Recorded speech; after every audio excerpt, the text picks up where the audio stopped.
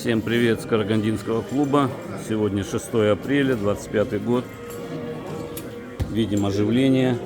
Сразу принесли значки. И вот люди выбирают на свой вкус, пополняют свои коллекции. Карагандинская область. Руководящий, вот видите, Сергей Леонидович что-то себе приобрел.